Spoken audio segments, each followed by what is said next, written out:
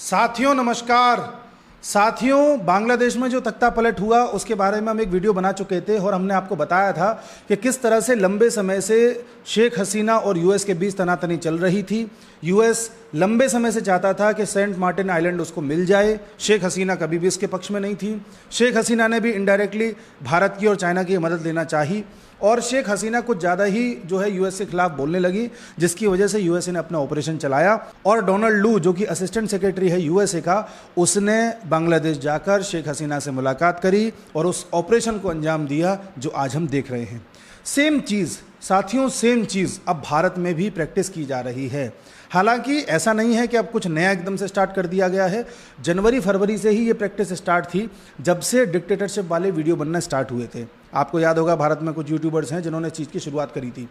और सबसे हैरानी की बात यह है कि वही पैटर्न भारत में फॉलो हो रहा है, वही बांग्लादेश में हो रहा है। अब यूएस में भी डोनाल्ड ट्रंप ना आ जाए उसके लिए भी वही पैटर्न चलाया जा रहा है। इसके बारे में तुम कई बार बता चुके हैं। लेकिन अब भारत में क्या हो रहा है कि जैसे डोनाल्ड लू को बांग्लादेश में भेजा गया था शेख हसीना से बार्गेन करने के लिए, अगर नहीं मानी तो फिर क्या करना है, वो सारी चीज़ें करने के लिए, वही चीज़ अब भारत में हैदराबाद में की जा रही है। जी हाँ, हैदराबाद में यूएस की काउंसिल जनरल हैं जेनिफर लार्सन। इन्होंने कुछ दिनों पहले नायडू साहब से, जो कि बीजेपी को सहयोग दिए हुए हैं सेंट्रल गवर्नमेंट बनाने में, चंद्रबाबू नायडू से मुलाकात करी। उसके कुछ दिन बाद तेलंगाना के जो सीएम हैं रेड्डी जी, उनसे मुलाकात करी और अभी 3-4 दिन पहले ओवैसी से मुलाकात करी है। भाई, अगर आप किसी सीएम से मुलाकात कर रहे हो सकता है आप कोई निवेश करना चाह रहे हो, कोई और आपके प्रोजेक्ट यहाँ पर लगाना चाह रहे हो, समझा जा सकता है। ओवैसी तो एकमात्र सांसद हैं और उनकी तो अपने क्षेत्र के अलावा कहीं पकड़ ही नहीं है। उनसे मुलाकात करने का क्या मतलब है? ये थोड़ा सा पेचीदा है।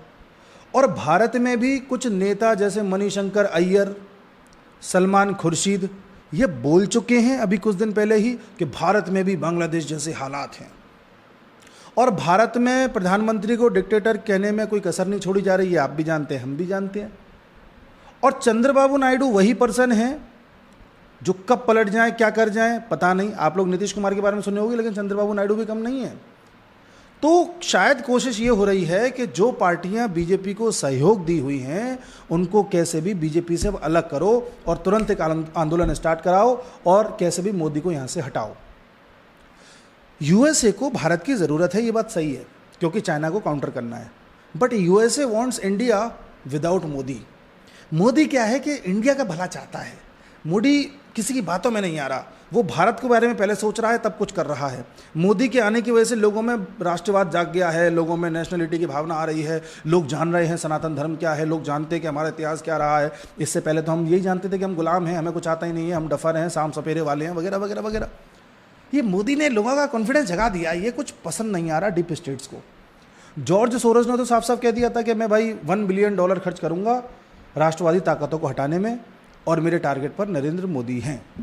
और उसने पैसा लगा करके जो भी टूल किट यहाँ पर काम करी थी, आपने हमने सबने देखा है किस तरह से वीडियोस आ रहे थे, किस तरह से विपक्षी नेता कॉन्स्टिट्यूशन का हवाला, कभी किसी चीज़ की धमकी दे करके लोगों को डरा रहे थे कि मोदी को नहीं चुनना, गड़बड़ हो जाएगी, वगैरह वगैरह वगैरह।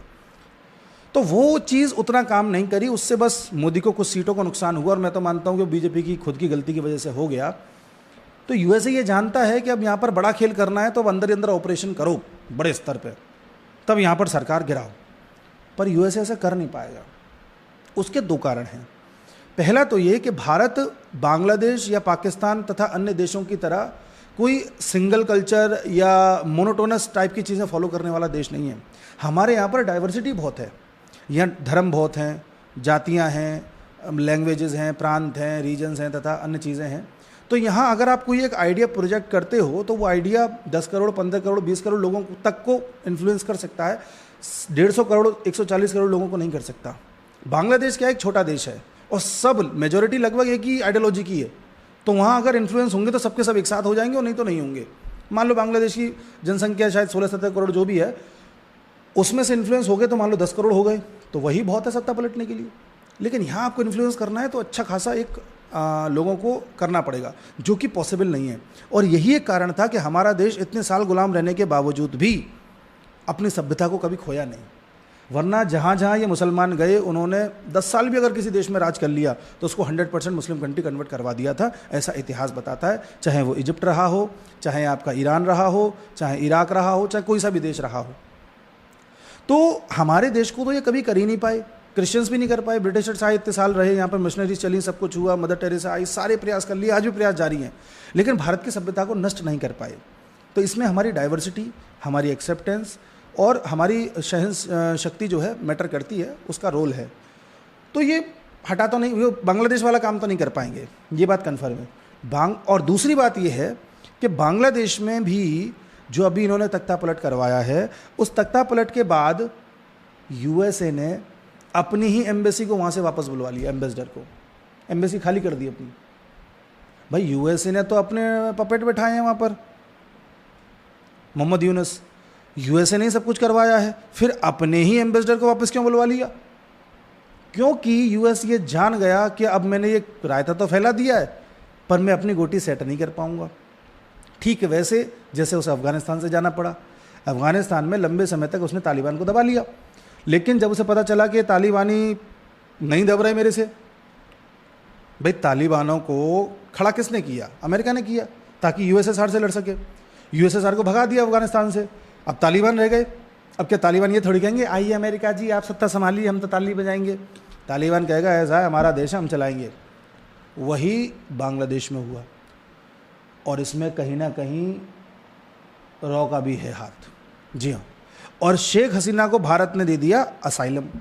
भारत ने शेख हसीना की जान बचा ली है, और शेख हसीना भारत में रह कर के बोल रही हैं कि जो हुआ यूएसए ने करवाया है, खुलकर बोल रही हैं। फ़र्ज़ करिए शेख हसीना किसी यूरोप के देश में बैठी होती, तब ये बोल पाती? नहीं बोल पाती। यहाँ बैठ के बोल पा रही हैं, इसका मतलब कहीं ना कहीं भारत का एक इन्फ्लुएंस, दबदबा जो भी है, उसका असर है, और ये यूएसए को बर्दाश्त नहीं है। इसलिए यूएसए को लग रहा है कि मैंने बांग्लादेश में जो कर लिया है वो ना बेइज्जती सी हो गई मेरी, मैं एक्सपोज भी हो गया, अपने लोग भी नहीं बैठा पा रहा, पपेट बैठा दिया है लेकिन अंदर की मशीनरी में अपने लोगों को मैं एस्टैब्लिश कर नहीं पा रहा। शेख हसीना वहाँ से उड़ के ऐसे देश में पहुँच गई है जहाँ मैं उसको कुछ कर नहीं पा रहा। तो ये जो खुन्नस है ये भारत में निकलेगी, और भारत खुन्नस का निशाना नहीं बनेगा। भारत इनका बहुत लंबे समय से निशाना है, जब तक नरेंद्र मोदी सत्ता में है तब तक। जी हाँ, तो हमें ये जानने की आवश्यकता है कि अब देखना कैसे ये जो अपोजिशन पार्टीज़ हैं लंबे समय से बोल रही हैं। पप्पू ने क्या बोला था चुनाव से पहले, चुनाव चल रहे थे उस वक्त, कि अगर बीजेपी की सीटें ज़्यादा आ गई या चुनाव का नतीजा ऐसा आ गया कि बीजेपी को एक तरफा बहुमत मिल गया, तो इस देश में हो सकता है कि बवाल हो जाए। ये बोला है उसने, आप जान रहे हैं। तो ये उसने कैसे बोल लिया साहब? और पप्पू इतना पप्पू है कि उसके पास खुद के कोई वचन नहीं है। डीप स्टेट उससे जो कहता है वो वही बोलता है, डीप स्टेट जो कहता है वो वही बोलता है। तो पप्पू की ये बात को हल्के में नहीं लेना चाहिए। मणिशंकर अय्यर और सलमान खुर्शीद बोल रहे हैं कि भारत और बांग्लादेश के हालात अब एक जैसे हो गए, तो उनकी बात को भी हल्के में नहीं लेना चाहिए। यूएस की जो ये काउंसिल जनरल है मिल रही है जाकर के सबसे, इसे हल्के में नहीं लेना चाहिए। और तो और चाइना को भी हल्के में नहीं लेना चाहिए। ऐसे मौके की तलाश ऐसे देशों की भी रहती है। एक्चुअली हमारे देश में बिकने वाले इतने लोग हैं ना कि हमें बाहर के लोगों से खतरा नहीं है, हमें अपने देश के लोगों से ही खतरा है जी। ये एक समस्या है भारत की। बहरहाल तो आने वाले समय में देखते हैं कि यूएस के चुनाव का नतीजा क्या रहता है। अगर यूएस में कमला हैरिस आती है तो भाई समझ जाइए कि भारत के लिए बहुत चिंता की बात है, क्योंकि हमें इन सब चीज़ों के लिए तैयार रहना पड़ेगा। डीप स्टेट उसके साथ खड़ा हुआ है। और डोनाल्ड ट्रंप आ गए, ट्रंप चाचा आ गए, फिर तो कोई बात ही नहीं है। एक्चुअली डीप स्टेट ट्रंप चाचा के पीछे ही पड़ा हुआ है। तो ट्रंप चाचा पिछली बार विफल कुछ मामलों में इसलिए भी हो गए कि सरकार तो ट्रंप चाचा की थी लेकिन सिस्टम उनका था। जो भारत के साथ हो रहा है कि सरकार मोदी की है लेकिन सिस्टम इनका है। इनका सिस्टम कोर्ट, कॉलेजेस, यूनिवर्सिटीज़, हर जगह, पत्रकार, मीडिया, यूट्यूब, हर जगह इनका सिस्टम फैला हुआ है। और इनका सिस्टम इतना इंटीग्रेटेड है कि कोई एक इंसान अगर कुछ बोलता है तो सबके सब वही बोलते हैं। और इनके पास फंड की कमी नहीं है, विदेशों से, देश से, हर जगह से फंड देने वाले, करने वाले सब जगह के लोग मौजूद हैं। तो ये एक इनके साथ प्लस पॉइंट है। राष्ट्रवादियों के साथ या जो देश का भला चाहते हैं उनके साथ कोई प्लस पॉइंट नहीं है। वो जो कर रहे हैं अपने बेसिस पे कर रहे हैं। हम भी ये चैनल चला रहे हैं, अपने बेसिस पे चला रहे हैं। इस चैनल में कुछ हो जाए, कर जाए, जो भी हो जाए तो कोई पूछने नहीं आएगा हमें। तो ये एक रहता है। बहरहाल तो देखते हैं आने वाले समय में क्या होगा। मैंने आपको पहले ही आगाह कर दिया, बांग्लादेश में जो हुआ था उसके होने से पहले मैंने वीडियो बना के आगाह कर दिया था कि ऐसा कुछ हो सकता है, और एक 3-4 दिन बाद ही खबर आ गई कि बांग्लादेश में ये हो गया है। तो इसीलिए मैं पहले ही वीडियो बना के आपको बता दे रहा हूँ ताकि आप लोग कड़ियों को जोड़ सकें, जातिवाद में टूटने के बजाय ये समझ सकें कि भाई कोई दूसरा है जो न चाह रहा है हम सबको, हम सबको उसके खिलाफ एक होने की आवश्यकता है। और आप ये भी जानिए कि हमारा प्रधानमंत्री हमारा दुश्मन नहीं है, इस देश को कैसे बचा रखा है वही जानता है। जय हिंद।